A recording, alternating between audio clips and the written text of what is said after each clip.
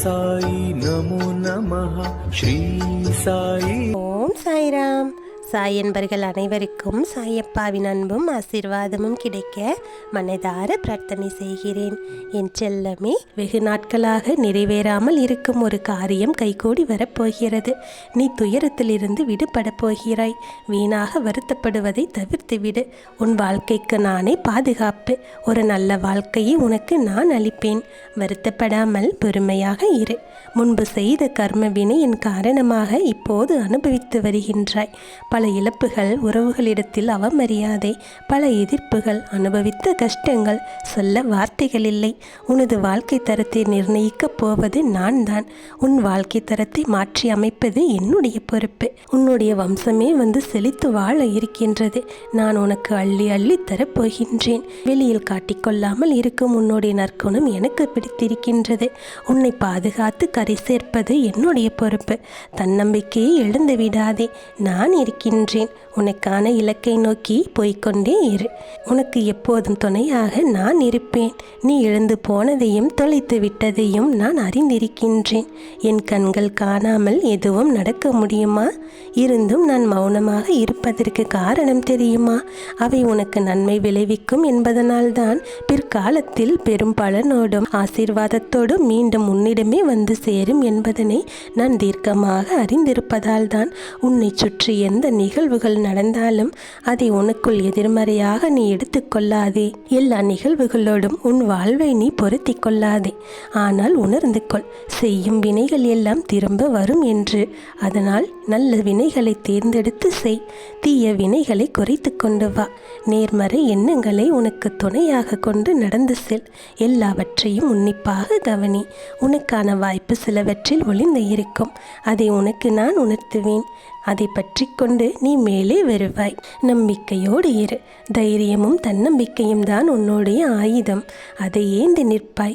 நீ வணங்கும் தெய்வமான நான் உனக்கு இருக்கிறேன். என்றுமே துணையாக இருப்பேன்.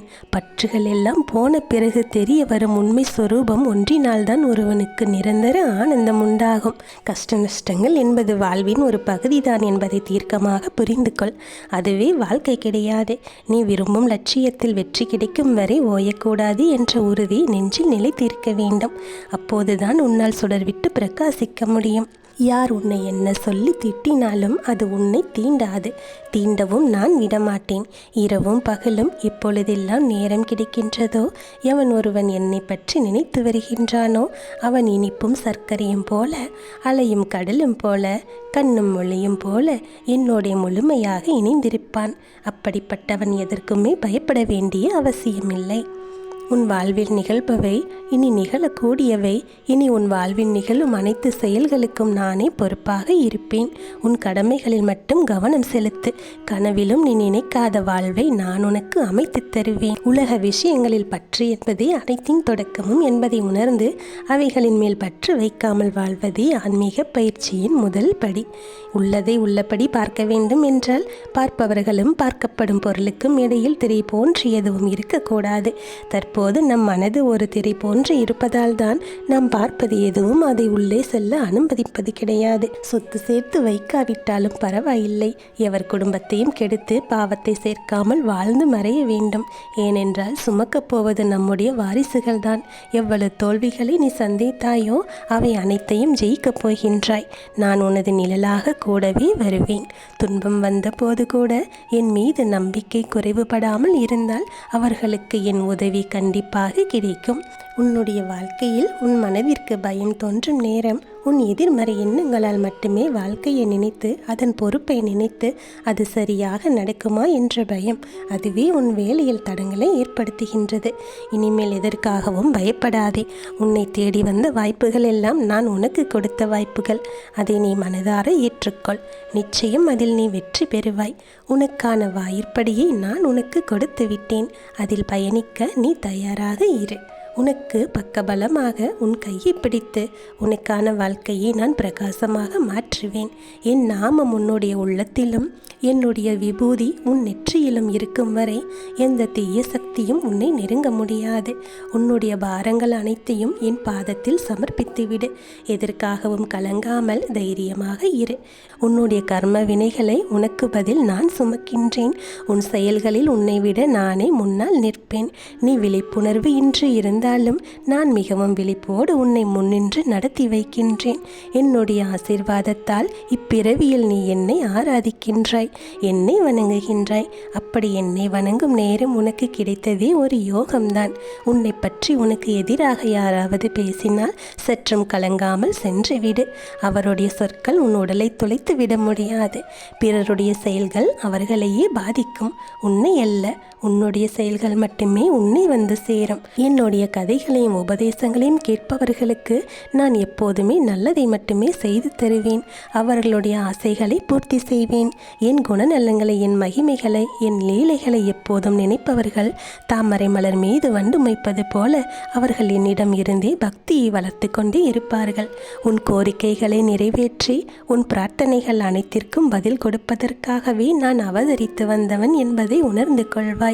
என்னிடம் அடைக்கலம் புகுவோர் இப்பிறவியில் எதை குறித்தும் கஷ்டப்பட மாட்டார்கள். என்னுடைய பக்தர்கள் எக்கணமும் அச்சுறுத்துகின்ற ஆபத்துகளின் கோர பற்களில் இருந்து நான் வெளியே இழுத்து விடுவேன். என்னுடைய குழந்தை கோழை அல்ல. எத்தனை கஷ்டங்கள் வந்தாலும் தாங்கி நின்று கடந்து செல்லும் தைரியம் உனக்கு இருக்கின்றது.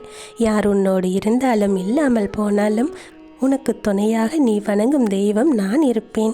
என்னிடம் உள்ள மனதோடு கீழ். என்னிடம் உள்ள அனைத்தையும் நான் உனக்கு தருவேன். ஒவ்வொரு நிலையையும் நீ நினைத்து வருந்தக்கூடாது. நீ எதற்கு வேதனைப்படுகிறாய்? இப்படி வேதனை மேல் வேதனைப்பட்டு எதை சாதிக்கப் போகிறாய்? வெளியே வா. அப்போது என்னுடைய ஆசி உனக்கு கிடைக்கும். வெறும் வாய் வார்த்தைகளாக நான் இதை சொல்லவில்லை. நான் சொல்லுவதை நிச்சயம் நடத்தி காண்பிப்பேன். நீ உன்னுடைய கவலைகளை என் காலடியில் வைத்துப்பார். உன்னுடைய நம்பிக்கைக்கும் பொறுமைக்கும் பலன் கைமேல் கிடைக்கும். உன்னுடைய கர்ம வினைகளை எல்லாம் நான் முறியடித்து விட்டு உனக்கான நற்பலன்களை எல்லாம் உன் கைகளில் கொண்டு வந்து சேர்ப்பேன். உண்மையில் நான் ஒருபோதும் பணத்தை விரும்பியது கிடையாது, விரும்பவும் மாட்டேன். என் பிள்ளைகளும் அதை போலத்தான் இருக்க வேண்டும். எவன் பிடியிலும் விழவும் நான் அனுமதிக்க மாட்டேன். ஆனால் உனக்கு அது தேவைப்படும் காலகட்டத்தில் அது உன்னை தேடி வரும். யாருக்கும் இல்லை என்று சொல்லாதே. யாரையும் வெறுத்து ஒதுக்காதே. ஏனென்றால் உன்னை தேடி நான் வரப்போகின்றேன். உன்னுடைய வாழ்க்கையை நீ கடந்து செல்வதற்கு நிறைய பாடங்கள் பயில வேண்டியிருக்கிறது. ஒன்றை மட்டும் நினைவில் வைத்துக்கொள். உன் கஷ்டங்கள் தீரும் நேரம் வந்து விட்டது. எந்த பிரச்சனையை நினைத்து நீ கஷ்டப்பட்டாயோ அந்த கஷ்டங்கள் எல்லாம், அந்த பிரச்சனைகள் எல்லாம் உன்னை விட்டு விலகப் போகின்றது. அதிலிருந்து நீ மிகப்பெரிய பாடத்தை கற்றுக்கொண்டிருக்கிறாய்.